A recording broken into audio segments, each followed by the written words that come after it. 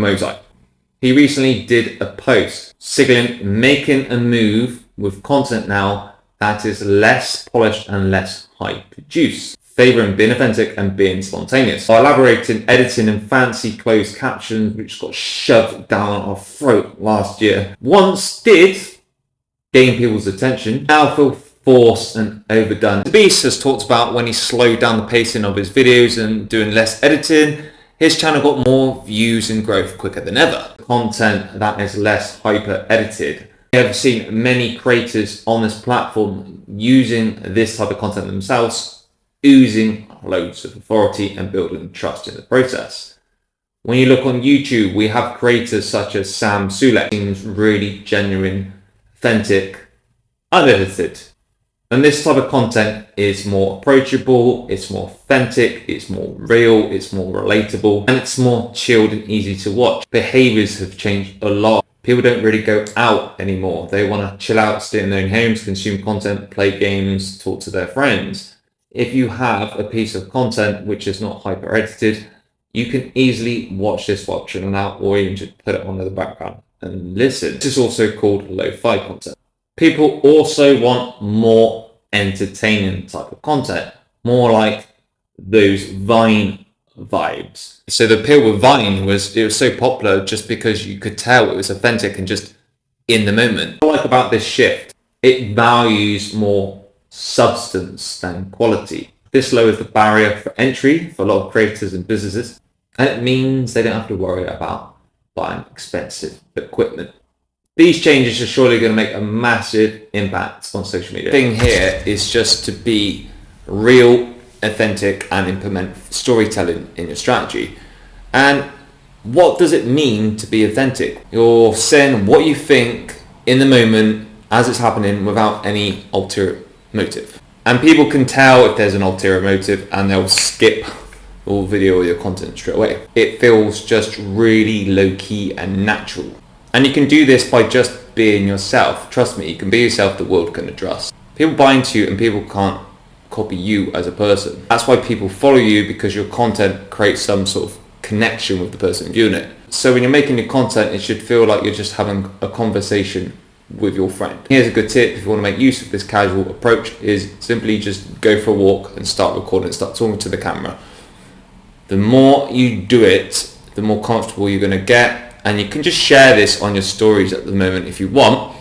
And as you get more comfortable, you can start posting this on your main feed. If you're on other social media platforms like Instagram and Facebook and others, you can also limit the privacy settings so only a certain amount of people see your stories. And then you feel more comfortable, you can get more and more people seeing it until you're ready for everyone to start seeing it. You could also do this just doing your morning routine, having your morning coffee, doing your makeup, about to work out at the gym, playing a computer game, sharing what you've...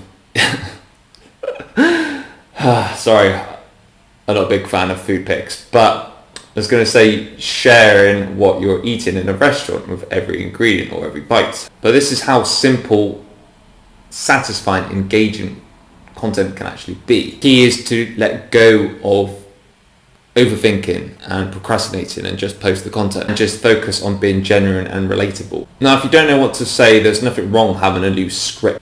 And if you feel like you struggle with your confidence on the camera, just say your script or what you want to say in just sentences or a few words at a time, a lot like I do in my videos. When you're recording content, your energy actually drops, and energy is so important. So by doing it in little sections or little edits or little lines, like I'm doing right now, it means I can not only say what I want to say right in the right way with the right energy, and there's less room for errors. It's also easier to add transitions and mix and match your clips and reuse them for another time. But even if you do make mistakes, don't worry, because that shows you're more of a human and makes you become more likable, and everyone likes mistakes and bloopers. There's no such thing as perfection. There's no such thing as perfection. So leave it in there if you want. See what happens.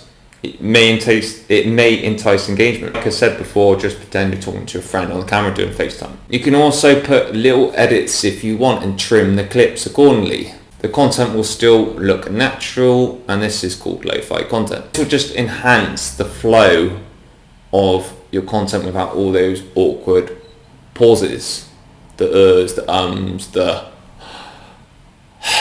you can sound more confident while delivering your message and get to the point. Practicing your confidence. If you make a mistake, remember to maintain your confidence. Take a moment to collect yourself, have a little rant if you want, go for a walk, and then start recording again. This will help you become more confident with your content. So by incorporating these tips, you can create content which is more relatable, more authentic, while growing your audience and building a connection.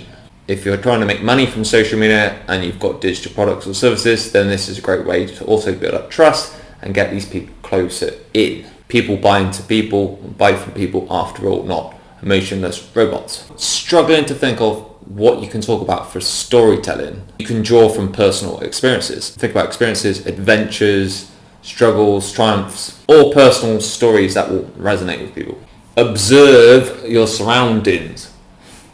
Well, there's something behind me then. Notice interesting people or weird people, strange people. These are all talking points. Places, events, things, observations, and things that just create reaction or create curiosity. It'll also be really good for short form content, by the way. Reaction content. Explore themes and topics, things that interest you, like love, friendship, gaming, business, marketing.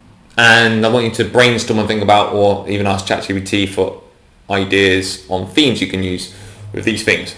Do more reading and listening as well. Immerse yourself with books. And this will also help you pay attention to storytelling techniques, character development, and also a narrative structure that you may find helpful. You could also talk about things from culture, history, news, if you want. That normally does well. Talk about other influencers, brands, celebrities. Don't be afraid to experiment and take risks. A lot like my Instagram video, which is doing really well at the moment. If you're a business, talk about your brand's journey, how you started, why you're doing it in the first place. Showcase clients and customer stories. Share behind the scenes content. Just educate and inform. Do reaction content based on advice you've seen which you don't really agree with. Share your thoughts and opinion. Add more value to the conversation. Create a super series where you talk about the same sort of theme or topic each time, and this gives people a chance to binge watch your content and come back for more. For example, I could do YouTube growth hacks and make that into a series and then put it on my shorts or put it on my TikTok series playlist feature. The algorithm and the platform know about your content is about more, and it will push out to the right people, and then you've got more chance of it going viral. And just talk about things that align with your brand and your identity, the ethos and your beliefs. If you're consuming user-generated content on your feeds as well, this will really help you get a feel along with the book reading, which I already talked about. And make sure you're going on multiple social media platforms, especially YouTube and TikTok, because this will help you get more used to seeing that type of content for inspiration. Have you started to implement storytelling and lo-fi content in your social media channels? Let me know in the comments. Please do like this video also if you found the tips and advice and information I've given you valuable. Please do subscribe to this channel if you haven't already so you don't miss out on the next one.